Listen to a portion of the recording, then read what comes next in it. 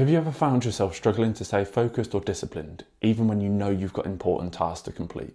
Did you know that in a survey of over 2,000 people, 88% said they'd struggled with procrastination at some point, and it led to almost an hour a day of lost time? Hi there, if you're new here, I'm Chris. I'm a personal performance coach, father and husband, who's on a mission to help guide and inspire people to live their life on their terms with actionable coaching methods. So I'm sure you've heard snippets from famous individuals such as David Goggins on the need for discipline and how you can become more resilient. A survey done in 2023 defines discipline as an individual's conscious self-restraint to control their behaviour, their speech and their actions without supervision. So essentially the decision to do things you've chosen to do without someone standing over your shoulder and checking that you're carrying on doing it. On the face of it, that sounds pretty simple, doesn't it? And we still see people struggling to maintain their commitments, their habits and their actions, even when they know that they're good for them.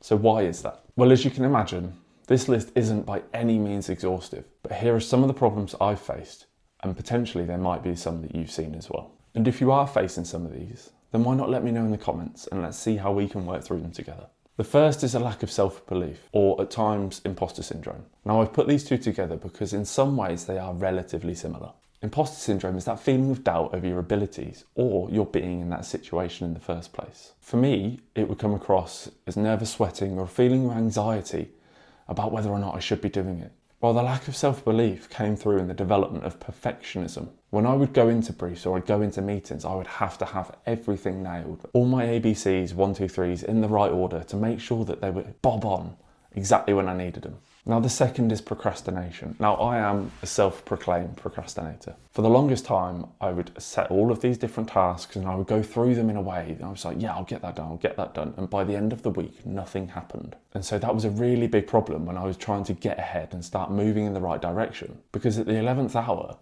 I would be rushing to get things done, to get them pushed over the line and make it to that deadline. Studies have found is that those who do procrastinate are actually some of the highest achievers. Some of the people that are smartest, the most intelligent, and by all means, I'm not saying I am, those people that really help move that needle often procrastinate because they've got so much going on in their head. So if that sounds like you, well, you know, you might be onto a winner here if we can get that dialed in. And the final problem that I've seen, and I've seen in my clients, is they set goals, they set ideas or sort of dreams that they want to achieve, but they don't actually want to in the first place. They're living by someone else's values or someone else's ideals of what the world should look like. It's ultimately harder to achieve any level of self-discipline if you truly aren't invested in what you're doing. So for example, when you look at January, what do you see? Well, we see people setting New Year's resolutions. I'm going to lose weight. I'm going to get fit. And so in January, the gyms are packed. They're wall-to-wall people. All of these people you've never seen before are suddenly arriving in the gym. But what happens in February? The gyms are ghost towns. It's the same people that were there in November and December that are back in there in February. And all of these people that have set these lofty New Year's resolutions to lose weight, get fit, they're nowhere to be seen. Why? Because they didn't really want it in the first place. But it isn't all doom and gloom. And you came here to get the fixes or some kind of tips and advice to help you get ahead and start becoming more disciplined. And the first tip I've got for you is doing a values audit. So often I see my clients, and they don't really know what they value most. What we're talking about here is family, wealth, fitness.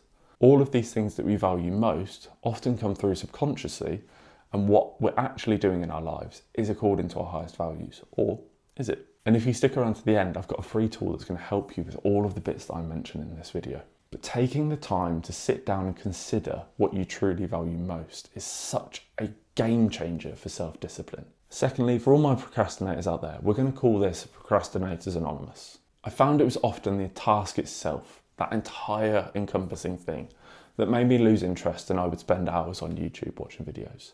So the best tip I can give for you is creating a series of sprints. When we look at a task, it can often be quite all-encompassing. And so what we're going to do is we're going to break that down. If you want to create a business or you want to get fit, what's the first thing you can do? And that goes for any other goal that you set as well. So for me, the biggest thing when I create videos is getting an idea in place. And so the first thing I do is I sit down and I research what ideas I want to talk about. What are the biggest things that have made an impact in my life? And what this does is it helps me get more excited about the topic. As I read more and I delve more into that subject and start making notes and things start to come out, I find myself internally motivated to keep going. And so for those procrastinators out there, one of the best things you can do is really focus in on one thing at a time. If you're liking this video so far, why not give that like button a little prod and consider subscribing for more relatable and actionable self-improvement tips and tricks. Our third tip focuses on that imposter syndrome, the feeling of not being good enough in an environment. The imposter syndrome exists because you're growing. And the best way to get past that is to really drill down, understand what's happening, become present with that and say, hey, I'm growing, and so there will be some discomfort along the way. You know, the best thing about imposter syndrome, those couch potatoes, the keyboard warriors that are sat at home and essentially spreading hate on the internet, they're not getting imposter syndrome. I can guarantee that. And finally, time management. Now, there are hundreds, if not thousands, of time management models out there covered by productivity experts on the internet all the time. And I'm not going to sit here and prescribe something to you, because that's not what I'm here to do. And that's not what a good coach should do. What I've done is in the workbook that I've attached below that you can get completely free. It's 18 pages long. There's been a lot of work, care and attention that's gone into this, and you can get it for free down below. I've put 3 models that I like to use to help me prioritize and help me manage my time. And for the people that go off and download that, let me know if there's not one there for you. So what happens when we pull all of that together? We become confident in our abilities and we don't get distracted for hours on end by butterflies flying by the window. And we have systems in place to manage our time effectively, then you will almost certainly become a much more focused person overall and actually achieve the things that you want to do. These are ones that I've seen personally or in my clients, and have discussed some actionable techniques that you may find value. And don't worry, I haven't forgotten the promise I made. So the book is linked down below. Please feel free to go and download it, use it as you see fit, and it covers everything that we've discussed today.